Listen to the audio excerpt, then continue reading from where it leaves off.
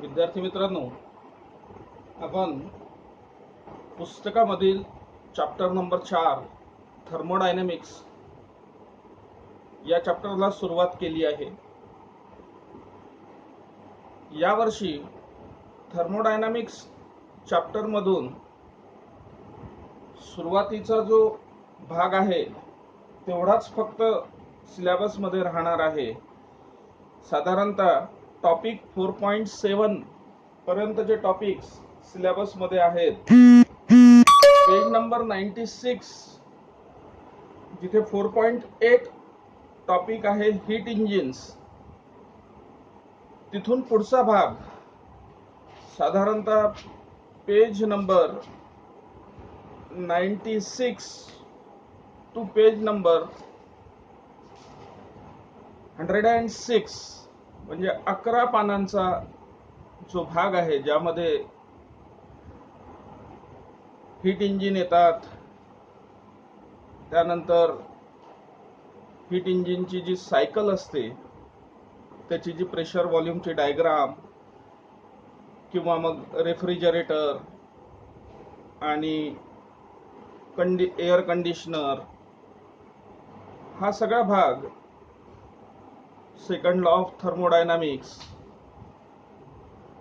कॅरनॉट cycle, हा सगळा भाग यावर्षी तुम्हाला वगळण्यात आलेला आहे. थर्मोडायनॅमिक्स चॅप्टरमध्ये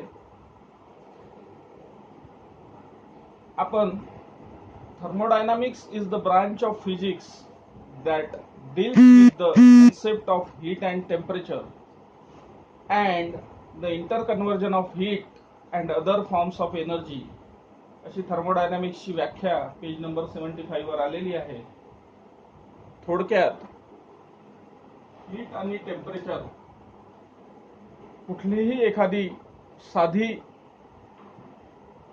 गरम वस्तू असेल तर ती वस्तू गरम आहे किंवा थंड आहे असं आपण केव्हा म्हणू शकतो, जेव्हा त्याचं तापमान आपण मोजतो. म्हणजे हीट ही एनर्जी आहे, पण ती मोजण्यासाठी टेम्परेचर हे त्याचं मेजरमेंटचं युनिट आहे. कारण एखादी वस्तू गरम आहे किंवा थंड आहे म्हटल्याने आपल्याला हे कळणार नाही की त्याच्यामध्ये किती उष्णता आहे, पण ज्यावेळेला आपण त्या वस्तूचं तापमान मोजतो त्यावेळेला आपण सांगू शकतो की ही वस्तू जास्त गरम आहे किंवा थंड आहे. आता उष्णता जर असेल तर ती उष्णता दुसऱ्या स्वरूपात सुद्धा रूपांतरित होऊ शकते. So other forms of energy, या आधीच्या लेक्चरमध्ये मी तुम्हाला उदाहरण सांगितलं होतं की जेव्हा तुम्ही मोटर बाईक सुरू करता तर ती मोटर बाईक आधी थंड असते, पण ज्यावेळेला त्याचं इंजिन सुरू होतं, आतमधले पार्ट्स मुवमेंट सुरू होतं, त्यावेळेला हळूहळू ते इंजिन तापायला लागतं. म्हणजेच जिथे वर्क होत असेल तिथे उष्णता, हीट निर्माण होत असते. सो हीट अँड वर्क यांच्यामध्ये इंटर रिलेशनशिप आहे आणि त्याचा अभ्यास थर्मोडायनामिक्समध्ये आपल्याला करायचा आहे. 0th लॉ ऑफ थर्मोडायनामिक्स अतिशय सोपा लॉ आहे. मी बोर्डवर लिहिलाय की if two systems are in thermal equilibrium. आता थर्मल इक्विलिब्रियम कशाला म्हणतो आपण?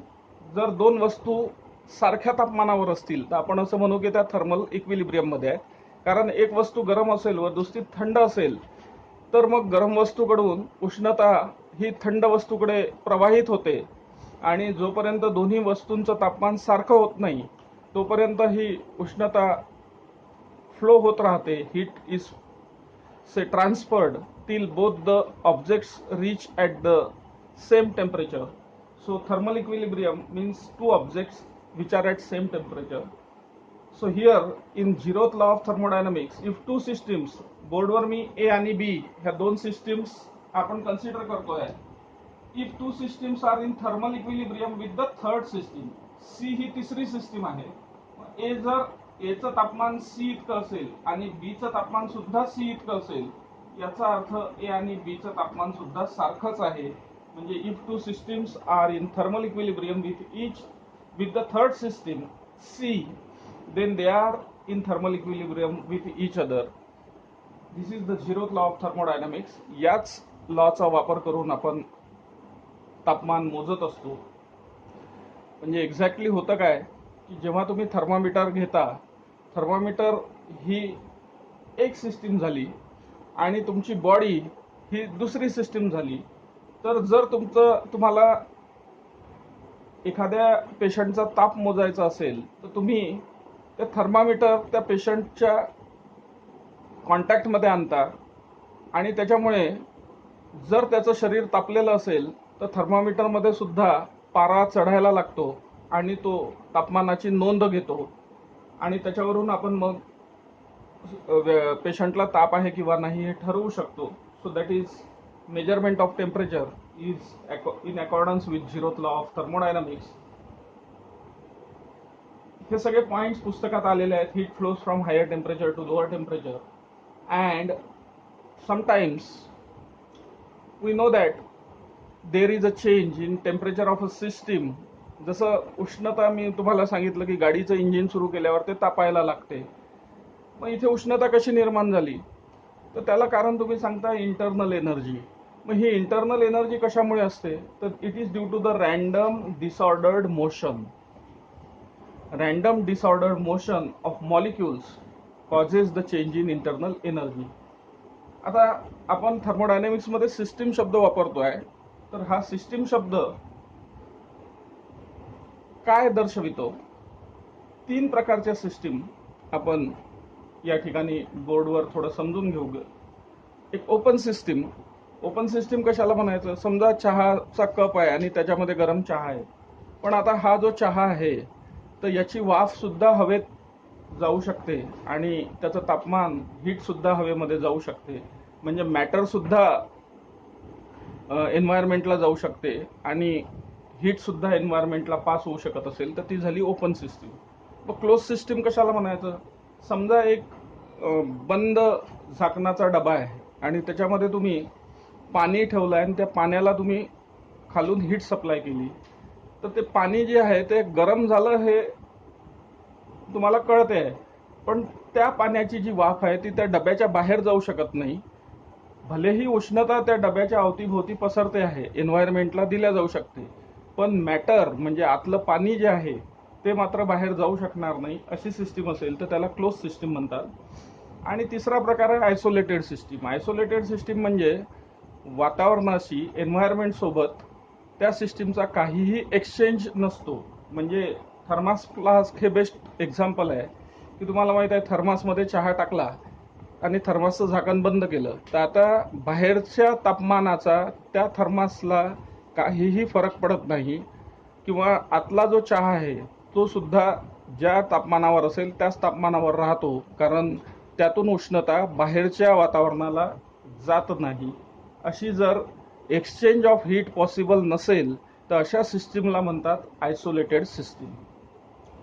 आता हीट सराउंडिंग पासून म्हणजे एखादा पदार्थ आपण जर म्हटला की तो पदार्थ थंड असेल, जसा बर्फाचा गोळा आहे, तर बर्फाचा गोळा हा जर तुम्ही हवेत ठेवला तर तो बर्फाचा गोळा बर्फ राहणारच नाही. कारण काय आहे की बाहेरचं वातावरण उष्ण आहे आणि बर्फाचा गोळा थंड आहे, तर मग उष्णता ही त्या बर्फाच्या गोळ्याला वितळून टाकेल.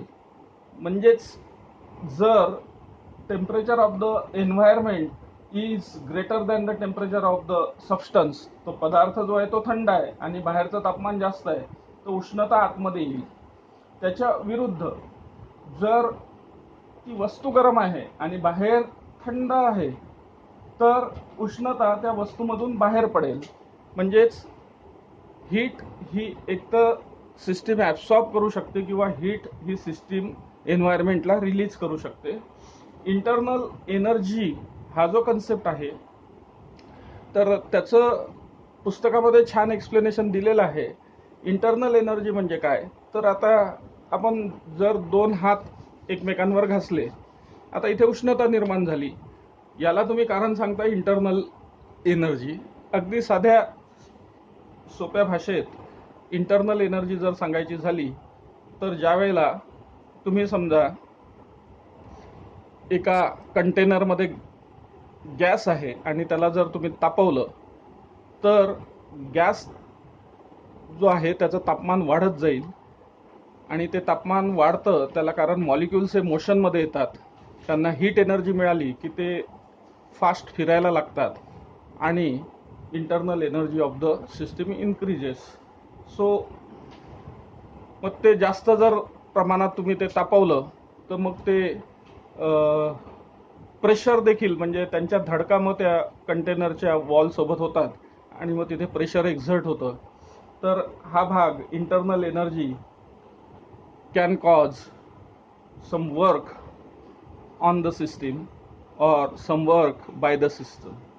तर हा पार्ट तुम्हाला पुस्तकामध्ये फर्स्ट लॉ ऑफ थर्मोडायनामिक्समध्ये आलेला आहे. आजच्यासाठी इतकं सफिशियंट आहे. तुम्हाला ह्या सगळ्या पॉईंट्स वहीमध्ये लिहायचे आहेत. काही डायग्राम्स पेज नंबर 79 वर आलेले आहेत. Change in internal energy of a system by heating the system or change in internal energy of a system can be brought by doing some work on it. Page number 79 वर हा topic आलेला आहे. तो सुद्धा वहीमध्ये लिहायचा आहे. आणि first law of thermodynamics page number 80 आणि 81 वर जो आलेला आहे तर तो सुद्धा वहीमध्ये लिहायचा आहे. बाकी आपण पुढच्या क्लासमध्ये कंटिन्यू करू.